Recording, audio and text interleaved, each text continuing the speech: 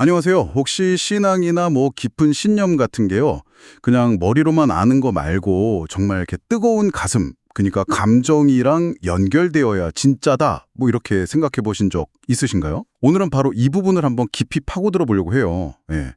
예전에 조나단 에드워즈라는 신학자가 베드로전서 1장 8절, 예수를 너희가 보지 못하였으나 사랑하는도다. 말할 수 없는 영광스러운 즐거움으로 기뻐하니 이 구절에 깍 꽂혔다고 하는데요. 아니, 그 힘든 시련 속에서 초기 기독교인들이 어떻게 그렇게 강렬한 사랑이랑 기쁨을 느꼈을까? 이게 오늘 저희 이야기의 시작점입니다. 네, 바로 그 지점입니다. 에드워드가 정말 강조했던 게 그 참된 신앙이라는 건요, 단순히 나 믿어 이걸 넘어서 우리 마음속에 있는 거룩한 감정, 영어로는 holy affections라고 하죠. 이거랑 절대로 떨어질 수가 없다는 거예요. 어쩌면 머리로만 아는 믿음은 좀 생명력이 없을 수도 있고, 진짜 살아있는 신앙은 반드시 이 뜨거운 감정으로 나타난다고 본 거죠. 이게 그 감정을 약간 부차적인 걸로 생각했던 그런 경향에 대한 되게 강력한 도전일 수도 있어요. 그래서 오늘 이 감정이 정확히 뭐고, 또 이게 왜 그렇게 중요한 건지 한번 같이 제대로 파헤쳐 보죠. 아마 당신이 가진 신념 체계에도 뭔가 새로운 질문을 던져볼 수 있을 겁니다. 감정이라. 근데 이게 우리가 그냥 평소에 느끼는 뭐 기쁨, 슬픔 이런 거랑은 좀 다른 건가요?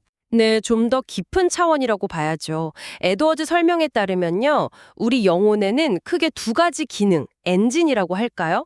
그런 게 있다는 거예요. 하나는 이제 머리로 뭔가를 이해하고 판단하는 지성이고요. 다른 하나는 마음으로 뭔가에 확 끌리거나 아니면 확 싫어하거나 하는 의지 또는 성향이라고 불리는 부분이죠. 여기서 말하는 감정이라는 건 바로 이 두 번째, 이 마음의 끌림, 그러니까 의지와 성향이 아주 활발하고 강렬하게 움직이는 그 상태 자체를 말해요. 그냥 기분이 좋다, 나쁘다 이런 차원이 아니라 사랑, 미움, 갈망, 기쁨, 슬픔처럼 영혼이 아주 강하게 움직이는 거예요. 성경에서 흔히 말하는 마음, heart의 활동, 바로 그 자체라고 볼 수 있는 셈이죠. 와, 흥미롭네요. 마음의 활동 그 자체라. 근데 왜 이렇게 감렬한 마음의 움직임, 이 감정이 참된 신앙에 꼭 필요하다고 보는 걸까요? 그냥 좀 조용히 이성적으로 믿으면 안 되나요? 뭐 어떤 분들은 너무 감정에 치우치면 좀 비이성적이 될 수도 있다 이렇게 걱정하기도 하잖아요. 그거 정말 좋은 질문이에요. 물론 뭐 감정만 막 앞세우는 건 당연히 경계해야겠죠. 하지만 에드워즈는 참된 신앙 자체가 절대로 차갑거나 미지근하거나 감정 없이 그냥 이성만으로 존재할 수는 없다고 봤어요.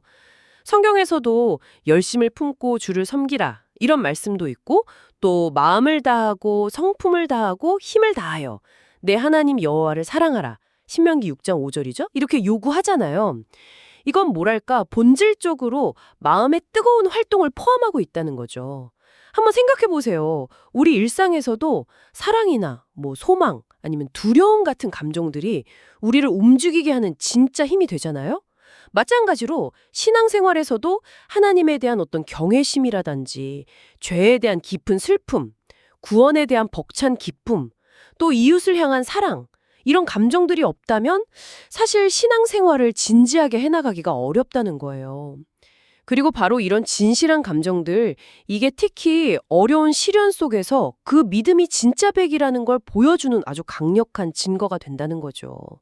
아까 말씀하신 초기 기독교인들이 그 핍박 속에서도 기쁨과 사랑을 놓지 않았던 것처럼요.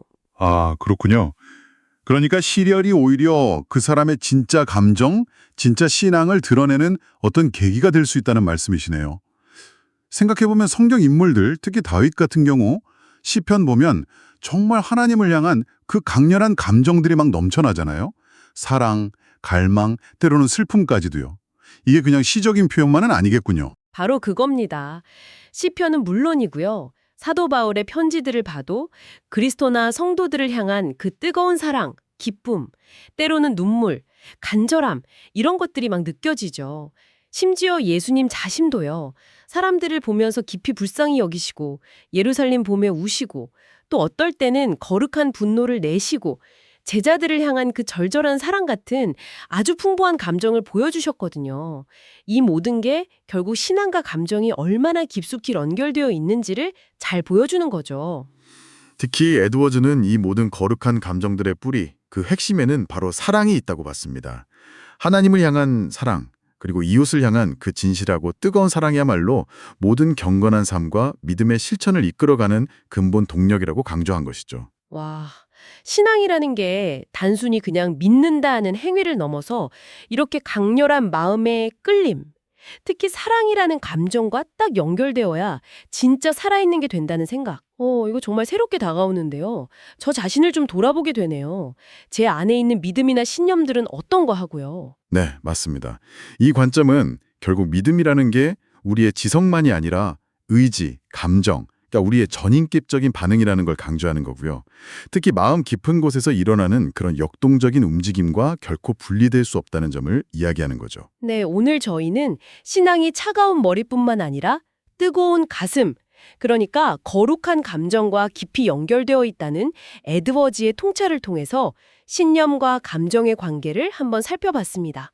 사랑, 기쁨, 슬픔, 소망, 경외심 같은 마음의 강렬한 움직임들이야말로 살아있는 신앙의 중요한 증거이자 동력이라는 생각이었죠. 네, 맞습니다.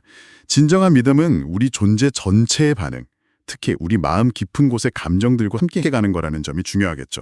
자, 그럼 마지막으로 청취자 당신에게 이런 질문을 한번 던져보고 싶습니다. 만약 당신이 중요하게 여기는 어떤 신념이나 가치들이 그냥 머릿속 생각에만 머무는 게 아니라 당신 마음 깊은 곳의 감정들과 진정으로 연결되어야만 진짜 살아 움직이는 힘을 갖게 된다면 이 사실이 당신의 삶에는 과연 어떤 의미를 가질 수 있을까요? 한번 깊이 음미해 보실 만한 질문인 것 같습니다.